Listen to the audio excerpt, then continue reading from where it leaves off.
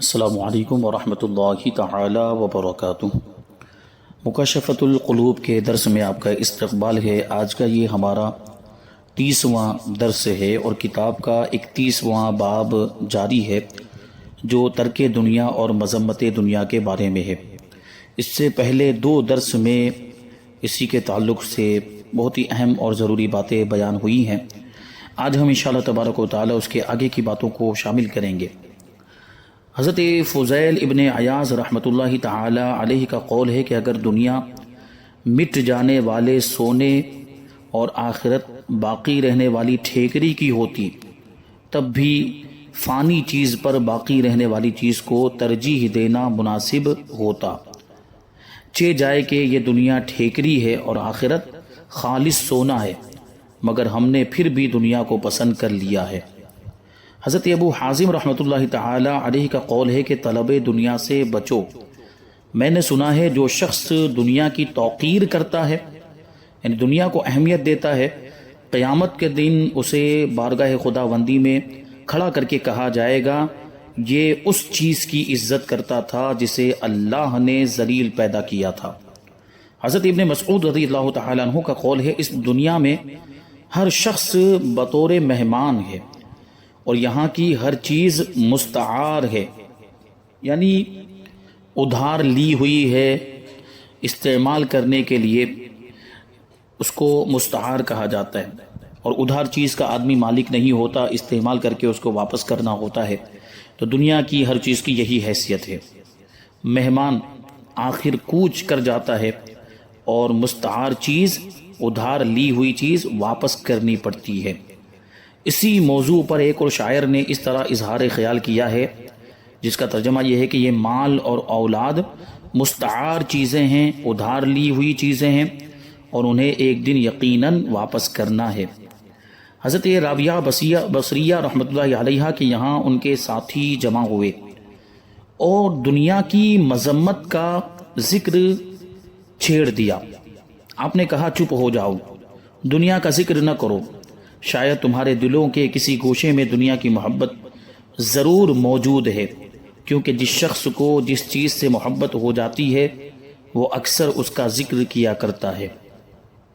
حضرت ابراہیم بن ادہم رحمۃ اللہ تعالی علیہ سے دنیا کے بارے میں سوال کیا گیا تو آپ نے فرمایا ہم نے دنیا کے لیے دین کو پارا پارا کر دیا، مگر نہ دنیا ملی اور نہ دین باقی رہا۔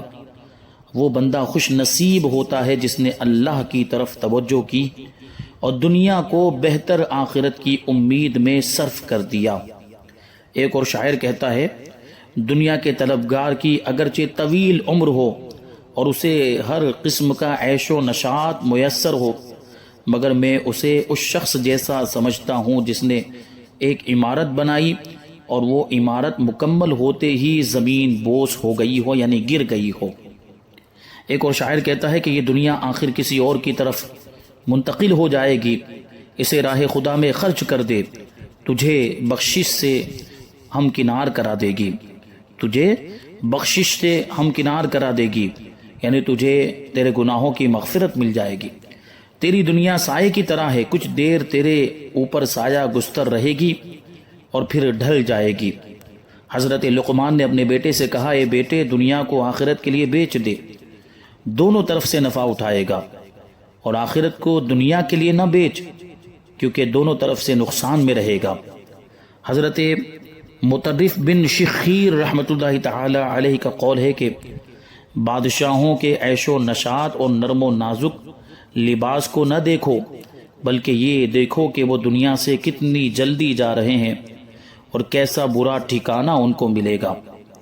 حضرت ابن عباس رضی اللہ تعالی عنہما کا قول ہے اللہ تبارک و تعالی نے دنیا کے 3 حصے کیے ہیں، ایک حصہ مومن کے لیے، دوسرا منافق کے لیے اور تیسرا حصہ کافر کا ہے۔ مومن اسے زاد راہ بنا لیتا ہے، یعنی اس میں مسافر کی طرح رہتا ہے اور دنیا کی چیزوں کو سفر کے سامان کی طرح استعمال کرتا ہے۔ منافق زیب و زینت کرتا ہے اور کافر اس سے نفع اندوز ہوتا ہے۔ بعض صالحین کا قول ہے کہ دنیا مردار ہے، جو اسے حاصل کرنا چاہتا ہے وہ کتوں کی زندگی بسر کرنے پر تیار ہے۔ اسی لیے کہا گیا ہے اے دنیا کو اپنے قریب بلانے والے، تو اسے نہ بلا، سلامت رہے گا۔ جس فریبی کو تم اپنے پاس بلا رہے ہو وہ ہیبت ناک اور گناہ سے معمور چیز ہے۔ حضرت ابو درداء رضی اللہ تعالی عنہ کا قول ہے کہ اللہ تبارک و تعالی کے یہاں دنیا کی بے قدری اس لیے ہے کہ ہر گناہ اسی میں پروان چڑھتا ہے، اور اس سے کنارہ کشی کیے بغیر اللہ تعالیٰ کی نعمتوں کو نہیں پایا جا سکتا۔ اسی لیے کہا گیا ہے کہ جب عقل مند نے دنیا کو جانچا تو اسے دوست کے لباس میں ایک دشمن نظر آیا۔ اس موضوع پر چند اور اشعار ملاحظہ فرمائیں۔ ان کا ترجمہ ہے: اے اول رات میں خوش خوش سونے والے، حوادث زمانہ یعنی زمانے کی آفتیں کبھی رات کے آخری حصے میں بھی نازل ہوتی ہیں۔ دن رات کی گردش نے ان صدیوں کو بھی فنا کر دیا جو خوشحالی میں بے مثال تھی۔ گردش دوران نے ایسے کتنے ملکوں کو ویران کر دیا جو زمانے میں سکھ دکھ دینے والے تھے۔ اے فانی دنیا کو گلے لگانے والے، تو صبح و شام سفر میں ہے، پھر گلے لگانے کا کیا فائدہ؟ تو نے دنیا سے تعلق ختم کیوں نہیں کیا تاکہ جنت الفردوس میں عفت معاب حوروں سے ہم آغوش ہو سکتا؟ اگر تو جنت میں سکونت کا خواہش مند ہے تو تجھے نارے جہنم سے یعنی جہنم کی آگ سے بے خوف نہیں ہونا چاہیے۔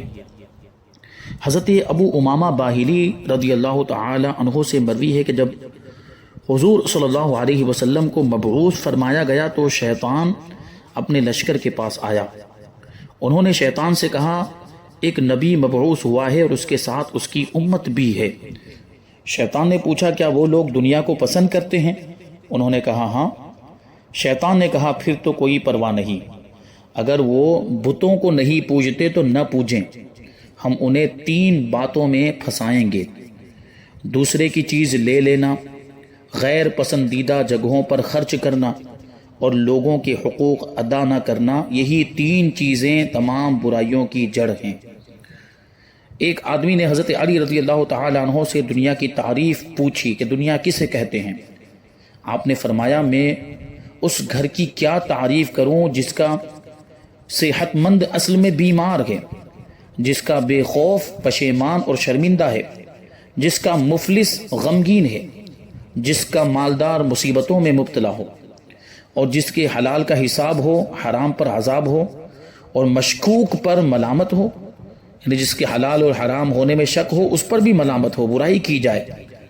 یہی بات آپ سے دوسری مرتبہ پوچھی گئی تو آپ نے فرمایا، وضاحت سے بیان کروں یا مختصر جواب دوں؟ عرض کیا گیا کہ مختصراً فرمائیے۔ آپ نے فرمایا، اس کے مال حلال کا بھی حساب ہے اور حرام پر عذاب ہے۔ مال حلال کا حساب دینا پڑے گا اور مال حلال حرام کمایا ہوگا تو اس پر عذاب ہوگا۔ حضرت مالک بن دینار رحمۃ اللہ تعالی علیہ کا قول ہے کہ زبردست جادوگر سے بچو جو علماء کے دلوں پر بھی جادو چلا دیتی ہے۔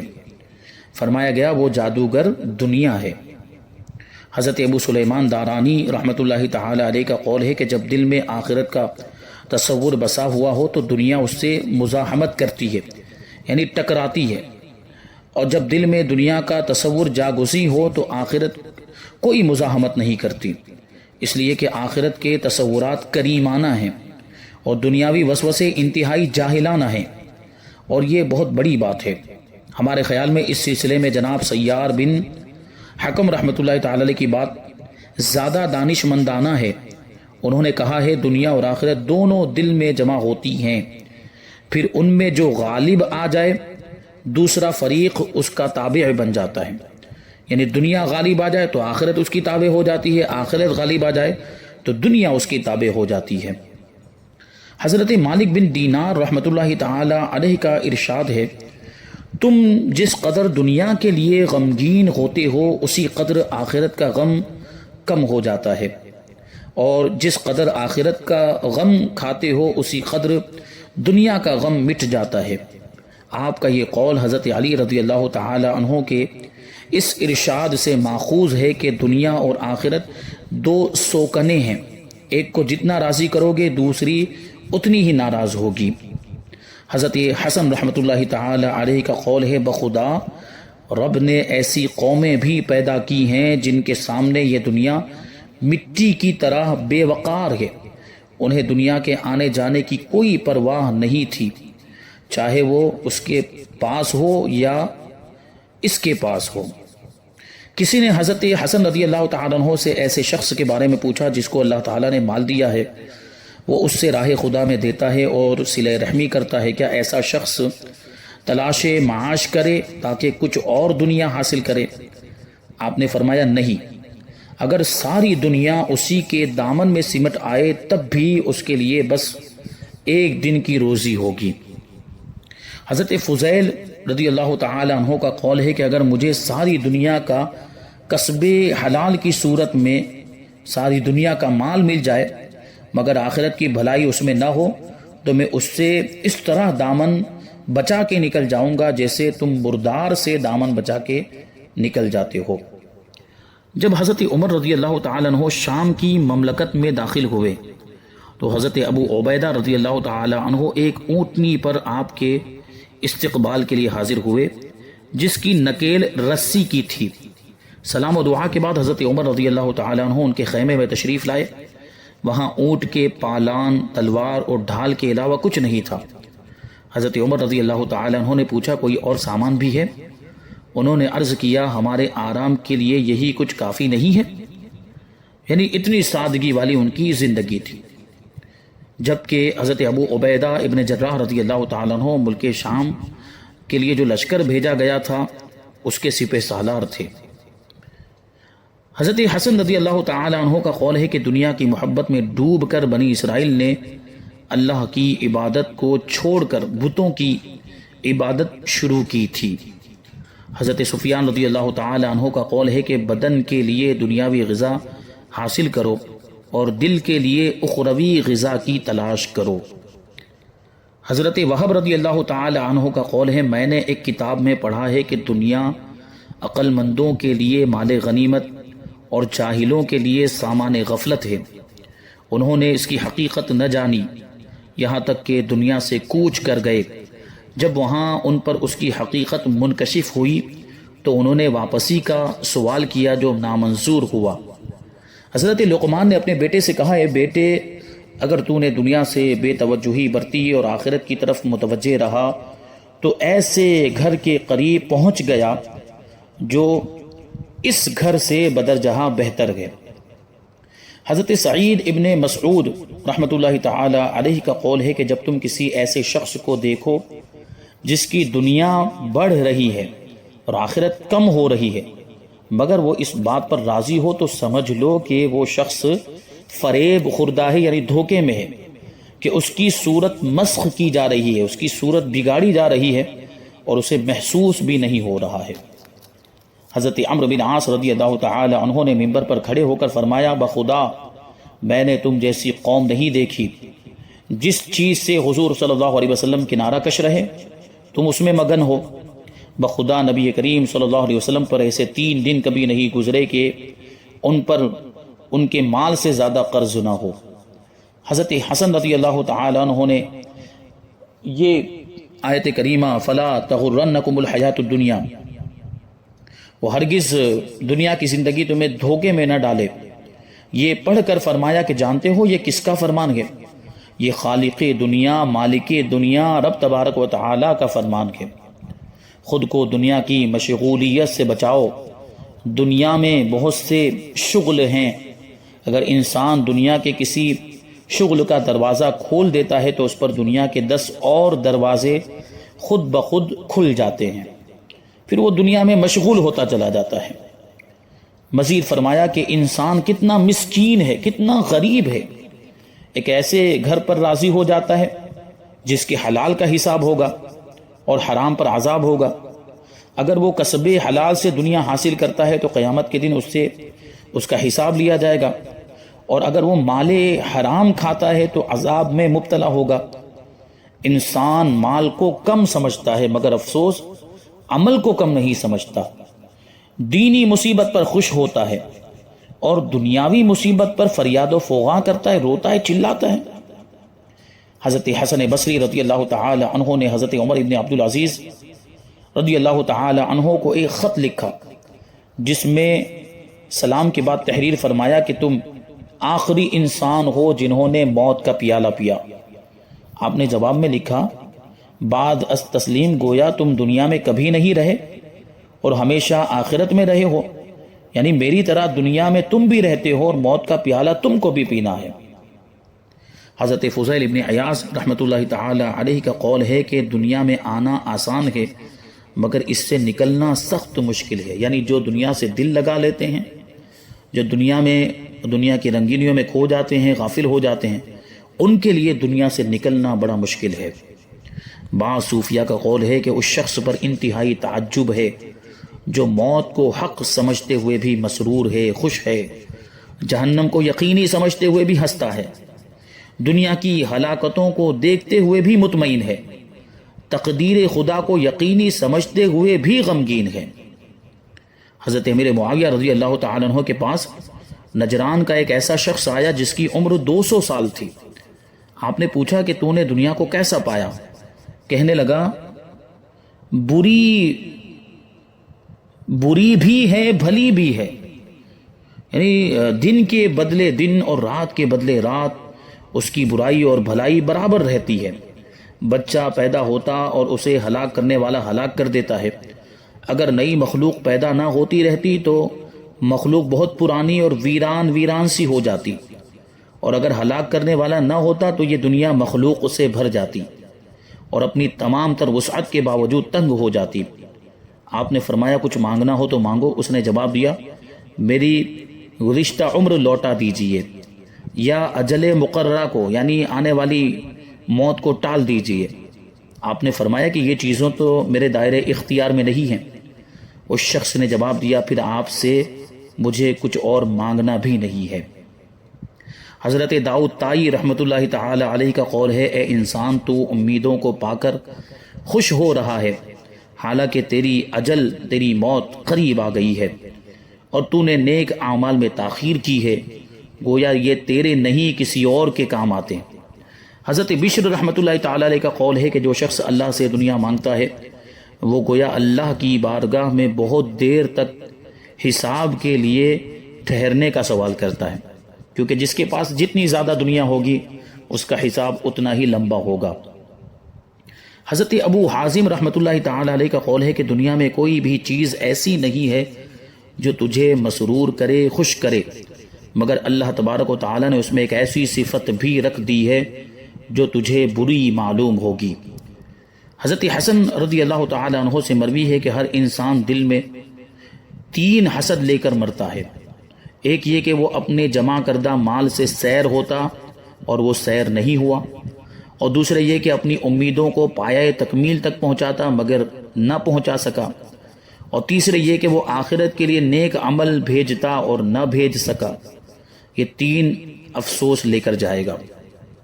ایک بندے مومن سے کسی نے کہا کہ میں نے غنا کو پا لیا، بے نیازی کو پا لیا ہے۔ اس نے کہا جس نے خود کو دنیا کی غلامی سے آزاد کر لیا حقیقی مالداری اسی نے پائی ہے، یعنی غنا کو پانے کا دعویٰ وہی کر سکتا ہے۔ حضرت ابو سلیمان رحمۃ اللہ تعالی علیہ کا قول ہے کہ دنیا کی خواہشات سے وہی رکتا ہے جس کے دل میں آخرت کی فکر ہوتی ہے۔